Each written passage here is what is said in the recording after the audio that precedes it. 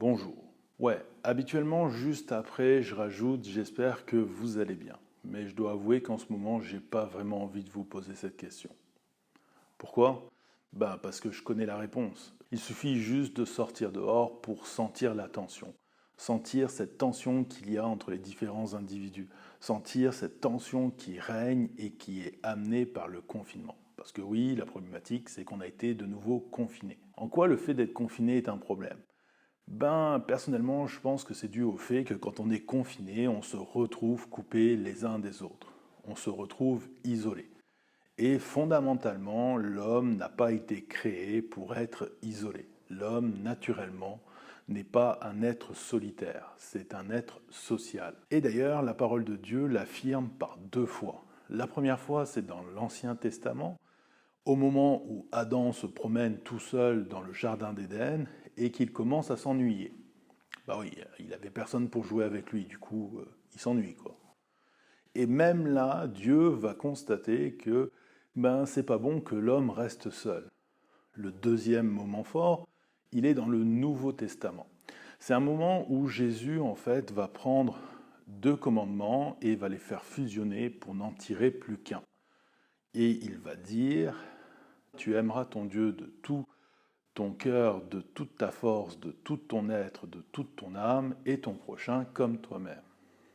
En gros, ce qu'il est en train de dire, c'est que l'homme a été créé dans un premier temps pour être tourné vers Dieu et dans un deuxième temps pour être tourné vers les autres. Sauf que ça soulève une question. C'est qui mon prochain? Oui, parce que s'il faut que j'apprenne à l'aimer, il faut que je sache qui c'est. Et concrètement, on n'est pas vraiment tous très aimables. Sauf moi. Moi, je le crois. Eh bien, ça tombe bien, cette question, elle a été posée à Jésus. Et cela juste après qu'il ait fait la fusion de ces deux commandements que je viens de vous énoncer. Dans un texte qui est un petit peu particulier, je vous propose qu'on le regarde dans le livre de Luc. Luc va nous dire qu'un spécialiste de la loi, à un moment donné, va se lever au milieu de la foule qui écoutait les enseignements de Jésus et qu'il va lui poser cette question, que dois-je faire pour mériter la vie éternelle? Et Luc fait une petite précision, il pose cette question parce qu'il cherche à piéger Jésus. Et Jésus va lui répondre, tu aimeras ton Dieu de tout ton cœur, de toute ta force et de toute ton âme, et tu aimeras ton prochain comme toi-même. Ouais, le piège, il n'était pas très fort, et la réponse était vraiment évidente. Du coup, il faut se poser la question de pourquoi est-ce que c'était un piège? Bon, si on reprend le même texte mais qu'on va voir chez Marc, on se rend compte que dans la foule qui est à ce moment-là autour de Jésus, il y a plusieurs groupes religieux. Et à l'époque, les groupes religieux, ils n'étaient pas tous d'accord sur certains points et ils se livraient des guerres assez ouvertes. Et on peut dire qu'au jour d'aujourd'hui, ça n'a pas vraiment changé. Parmi ces groupes religieux, il y a les Sadducéens. Les Sadducéens ont une conception de la réincarnation et de la vie éternelle qui est un petit peu particulière et très différente des autres groupes religieux, notamment les pharisiens et les prêtres qui exerçaient au temple. Du coup, l'opposition entre les deux groupes est quand même assez forte. Et pourtant, ces deux groupes-là, cette journée-là, se sont alliés pour tenter de piéger Jésus et se sont mêlés à la foule et l'ont harcelé de toutes sortes de questions. On peut présupposer que l'homme de la loi dont nous parle Luc faisait partie du groupe des pharisiens. Et du coup, le piège, à ce moment-là, on le saisit. C'est-à-dire que il n'était peut-être pas forcément tourné vers Jésus, dans le sens qu'il ne cherche pas à poser une question difficile à Jésus, mais plutôt à le mettre en difficulté par rapport à sa réponse, et notamment par rapport aux Sadducéens qui sont présents parmi la foule. Ouais. Ou alors, peut-être qu'il cherchait juste à avoir le point de vue de Jésus sur la question, sachant que ça allait faire grincer des dents. Mais ce qui est encore plus intéressant, c'est que juste après que Jésus lui ait répondu « Tu aimeras ton Dieu » et la suite, cet homme va poser cette question. Qui est mon prochain? Et Jésus va y répondre avec une parabole. C'est quoi une parabole? On y arrive dans un petit instant. On va dire pour l'instant qu'une parabole, c'est une histoire. Et l'histoire que Jésus va utiliser, c'est certainement l'une des plus connues qu'il ait racontées, c'est l'histoire du bon samaritain. Bon, pour faire court, le bon samaritain raconte l'histoire d'un homme qui s'en va en direction de Jéricho et il se fait attaquer par des brigands. Les brigands le dépouillent et il laisse son corps sur le bas-côté. Là arrive un prêtre, donc quelqu'un d'important vu qu'il exerce une fonction dans un temple. Il voit l'homme blessé, mais il ne s'arrête pas, il continue sa route. Juste après arrive un lévite. C'est quoi un lévite? C'est tout simplement ceux qui étaient responsables du matériel au niveau du temple. Lui, pareil, il voit l'homme blessé et il décide de continuer sa route. Plus tard, arrive un Samaritain. Un Samaritain, c'est quelqu'un qui habite la région de la Samarie, une région qui était en Israël. Israël, qui avait non seulement des prêtres et des lévites, mais aussi des Samaritains. Je fais cette précision juste pour rappeler que les trois protagonistes, et même les quatre, l'homme blessé, viennent tous du même peuple. Mais pas tout à fait. Vous allez voir que les Samaritains ont une certaine particularité. Le Samaritain arrive donc, comme je disais, il voit l'homme blessé, décide de s'arrêter parce qu'il est ému de compassion, il va le soigner avec ce qu'il a sur lui, du vin, de l'huile, le charger sur sa monture, l'amener jusqu'à une auberge.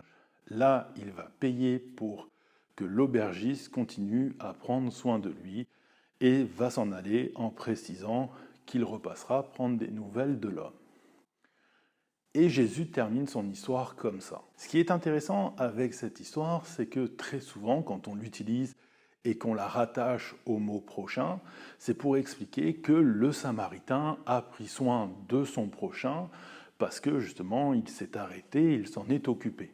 Alors que les deux religieux, oui, parce que les Lévites, comme ils servaient au temple, c'était des religieux, eux, ils ont passé leur route. Ah, les méchants religieux, sérieusement. Et donc voilà, ce qu'on dit, c'est que si on aime son prochain, on doit en prendre soin, ce qui bibliquement est entièrement vrai. Pourtant, ce n'est pas ce que Jésus est en train de dire à ce moment-là. Déjà, Jésus fait exprès de prendre ces trois protagonistes, c'est-à-dire que consciemment, il a mis un prêtre et un lévite en opposition à un samaritain. Oui, l'homme qui est venu lui poser la question, c'est un spécialiste de la loi. Qu'est-ce que c'est un spécialiste de la loi? Ce n'est pas un juge, ce n'est pas un avocat, c'est un spécialiste de la loi religieuse, donc un religieux.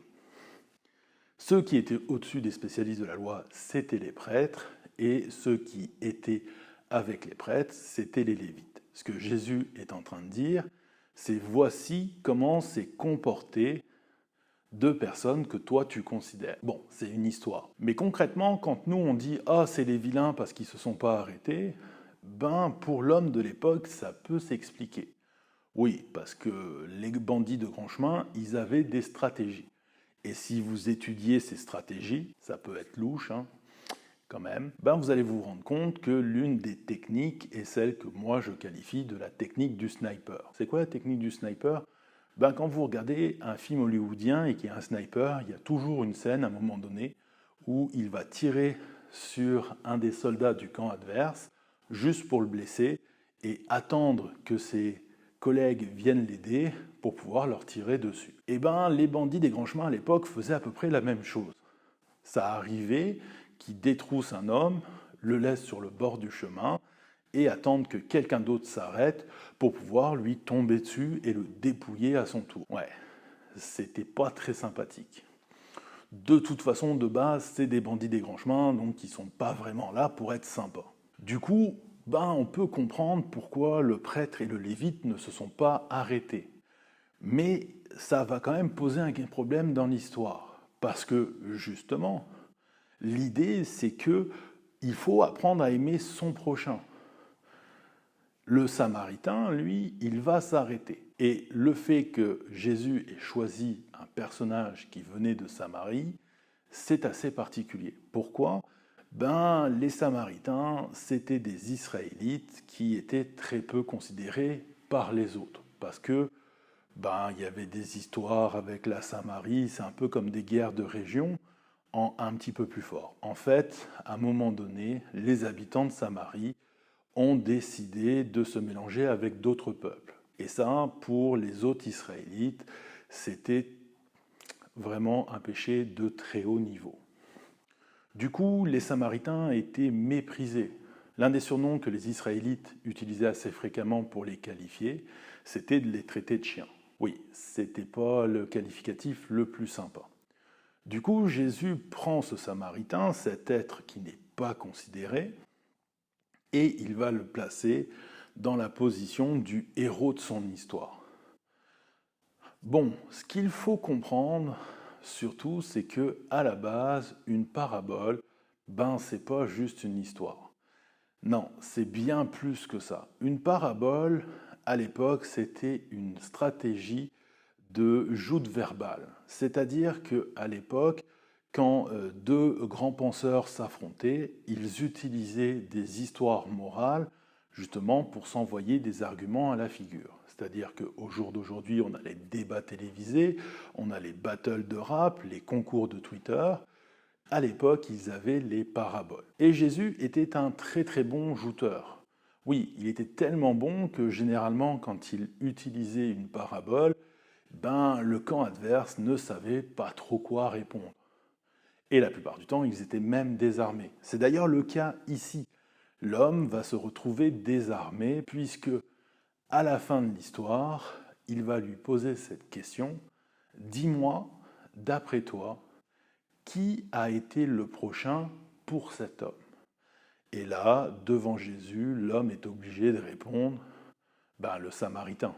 Oui, c'est le seul qui s'est arrêté. Sauf que, rappelez-vous, je vous avais dit au début que quand on parlait de la parabole du bon Samaritain et qu'on l'associait au mot prochain, très souvent c'était pour dire que le Samaritain avait pris soin de son prochain. Sauf que à la fin, Jésus fait l'inverse, lui.